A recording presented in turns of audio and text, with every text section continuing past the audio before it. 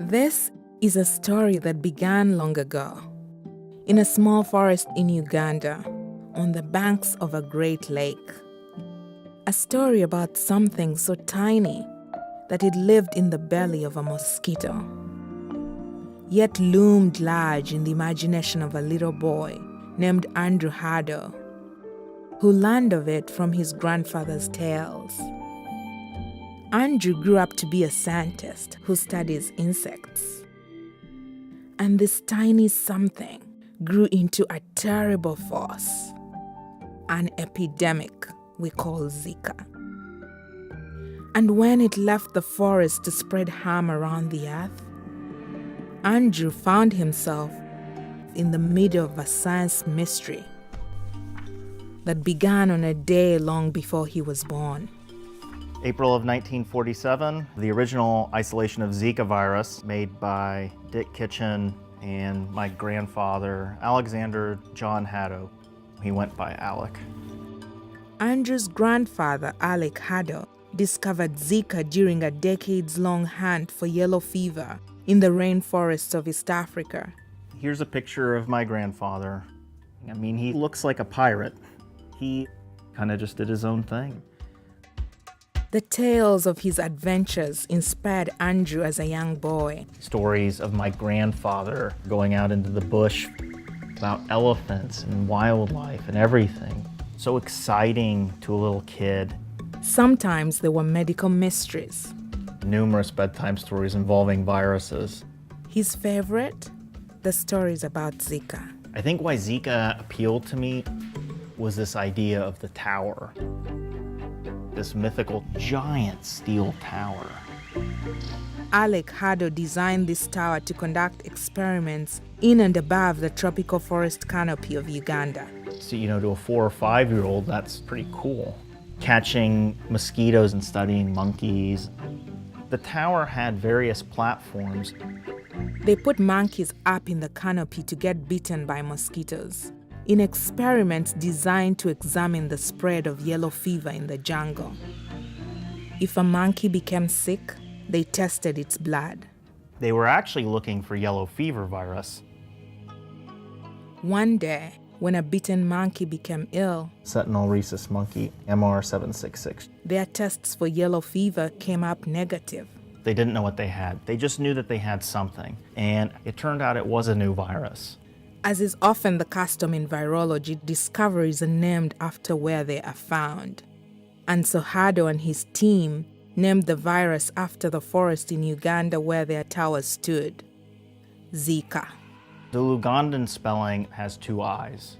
Over the course of their expedition, the team identified and studied about a dozen viruses in all. Yet the discovery of Zika drew little notice. I don't think they thought much of it. It wasn't associated with human illness. And so the virus slipped into obscurity in the half-century that followed. But Andrew never forgot about Zika. Since I was 3 or 4 years old, I wanted to be a researcher. I didn't exactly know at the time what a researcher was, but I knew I wanted to do that. And he did. In 2009, Andrew came to the University of Texas Medical Branch to work with Drs. Scott Weaver and Robert Tesh in one of the few places studying the Zika virus. You could count them on one hand, the number of laboratories doing anything with Zika. They had the world's largest collection, About 30 strains of the virus. including one that was very important to Andrew. The prototype strain, the original isolation of Zika, Your grandfather's virus. from his hand, in a sense, to my hand. Starting at Zika's origins with the very strain that his grandfather discovered. Strain IBH, 30656. Nigeria, 1968.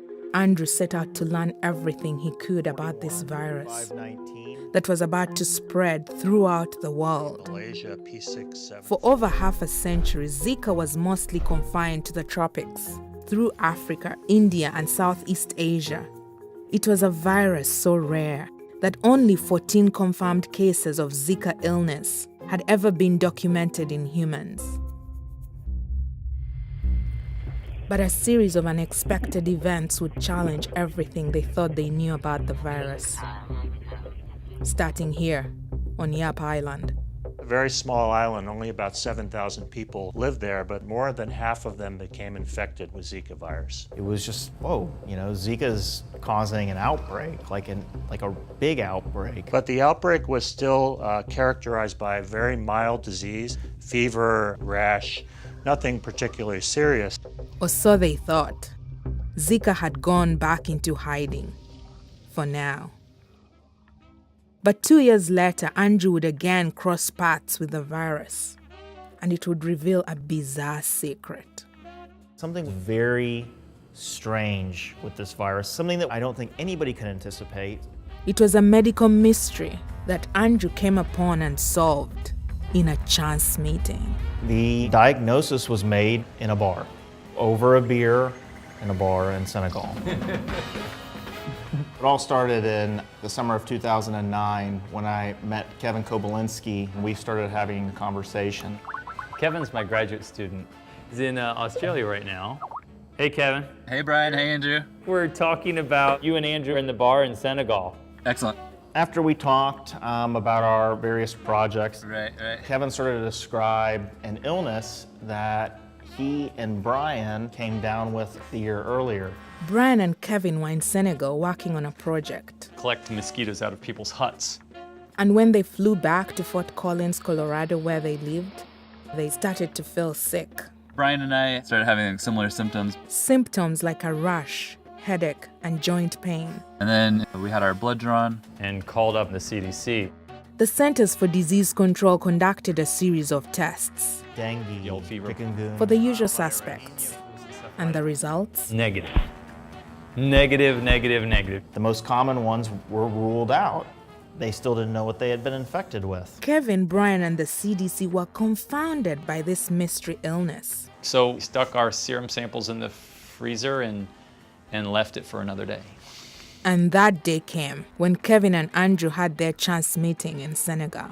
A year later, we're at this bar having this discussion, and the picture became a lot more clear. The first words out of your mouth was our symptoms sounded just like Zika. At least that was Andrew's theory. What else is there? But he needed proof. It's like, my God, we've got to get these samples. Like, I so wanted their blood. he said that the laboratory that he was working at could perform the antibody test. Have Dr. Tesh run it. And then Kevin takes a sip of beer and says, well, there's one more thing. Brian's wife got sick too. His wife started having the rash and feeling bad and swelling in her joints. Same signs and symptoms. Very interesting. And she was not in southeastern Senegal. No, she was not. What piqued their interest was this. The mosquitoes that transmit Zika live in warm places like the tropics. If this was in fact a Zika infection, how could Brian's wife have possibly contracted the disease in Colorado? It's a tropical virus that can't be transmitted by mosquitoes in northern Colorado. They ruled out other means of transmission as well. The smoking gun seemed to be a rather unusual set of symptoms Brian experienced. Prostatitis and hematospermia. Which is? Blood in the semen and an inflamed prostate. That's when we became excited about the possibility of it being sexually transmitted. Sexually transmitted? A very novel and risky hypothesis. Totally out there. Indeed. It was believed that the only way people could get an infection like this was through mosquitoes. Sexual transmission, if it were the case, would be a revolutionary finding. Like saying a car can drive on square wheels. But of course, they were getting ahead of themselves. We had no idea what we actually even had, so. They hadn't yet identified what the virus was. Well, I have here the serologic results. Then Dr. Tesh revealed his findings. Kevin, Brian, and Brian's wife, he had Zika. So I was like, holy cow! Zika! Grandfather would be so proud! Andrew's diagnosis, Zika, was correct. Mystery solved. But not much was made of their discovery of sexual transmission. No. Because at this point, Zika was thought to be an obscure and mild virus. It at least was something that we needed to be aware of and maybe kind of keep on our radar, that this virus could do weird things.